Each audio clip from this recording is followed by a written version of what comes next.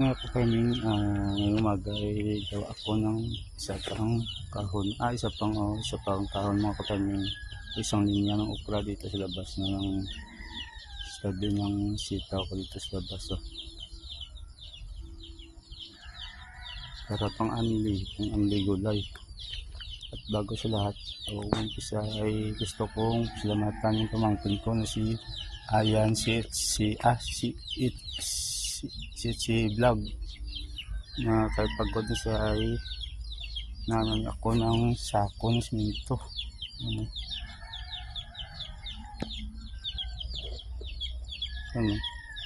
Kahit pagod na siya, nanan ako isang sabi ko lang may pang tatal na ako dito sa sa gawin kong isang kahon pa para sa aking mga okra. Guys, sige mag-farming, let's go.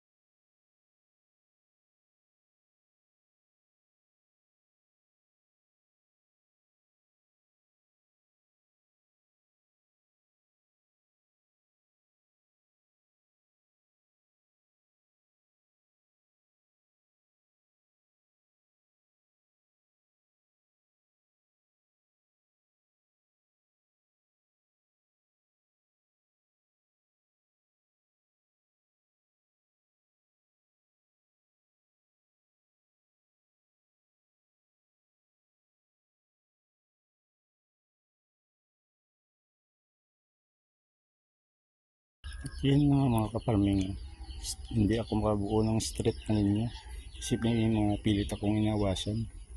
So yan, may saluyot yan sa gitna, tapos meron akong ilang mga gawin kong pambinhi na sitko na mais.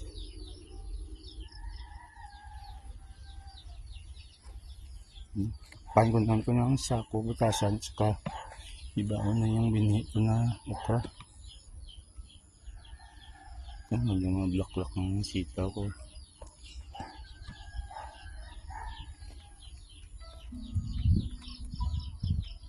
Parang block ng orchids. Ganyan mga bunga pero maliit pa. Ang ganda.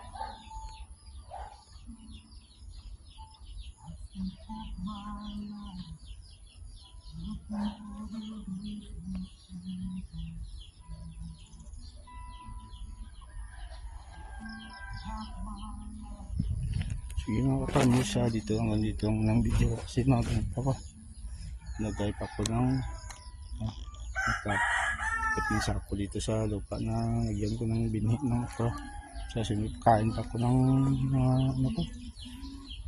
pato at saka native. Muna kasi yung dalawa kong lagang kambing. si Tisay at si Tisoy. Sa kabila ko. Pala ng damo sa kabila.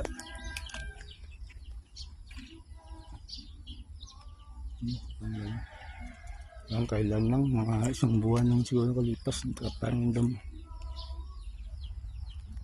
Ito mga tatlong puno na siguro hindi ko tapos sa paglinis, pagtanggal ng gandang dahon. Kailangan tapusin din maya para maliwala sa tanim, saka hindi matumba yung gapangan nila. So yung kaparmis, nandito lang video ko. Maraming salamat.